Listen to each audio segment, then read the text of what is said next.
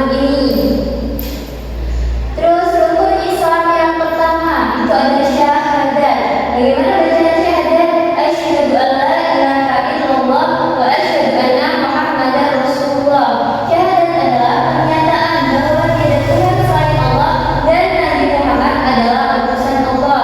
Syahadat adalah pintu masuk menjadi seorang muslim.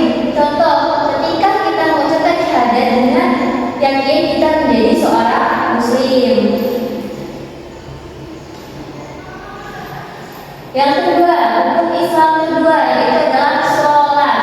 Sholat adalah ibadah wajib yang dilakukan 5 kali sehari dan sholat menghubungkan kita dengan Allah. Contohnya, kita sholat setiap hari di waktu yang telah ditentukan. Waktu sholat itu subuh, zuhur, asar, maghrib, dan isya.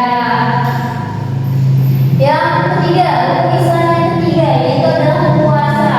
Puasa adalah menahan diri dari makan, minum, dan puasa dari terbit fajar hingga terbenam matahari selama bulan Ramadan.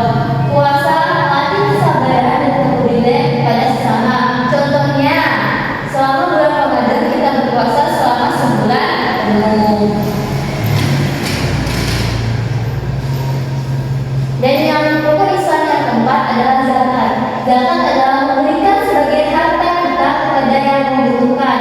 Zakat membersihkan harta kita dan membantu orang lain. Dan rukun Islam yang kelima yang terakhir adalah haji bagi yang mampu. Haji adalah ibadah yang dilakukan di Mekah sekali seumur hidup bagi yang mampu. Dan yang selanjutnya, kenapa rukun Islam itu penting? Menjadi panduan hidup kita sebagai muslim, membuat kita lebih dekat dengan Allah. Dan yang ketiga, mengajarkan kita tentang disiplin, kepedulian, dan ketaatan. Nah, bagaimana mengamalkan rukun Islam sehari-hari? Yang pertama, contohnya sholat. Selalu sholat tepat waktu. Puasa, menahan diri dari hal-hal yang buruk. Zakat, berbagi dengan teman yang membutuhkan.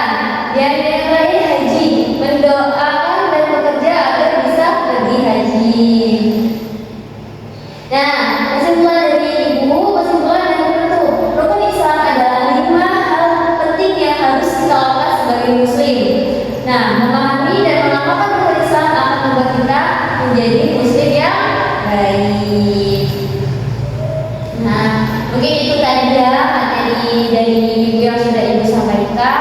Kurang lebihnya ibu mohon maaf, atau mungkin ada pertanyaan. Mungkin sudah cukup jelas ya. Jadi ibu akhiri, Allahumma fiqh al-aqdari. Wassalamu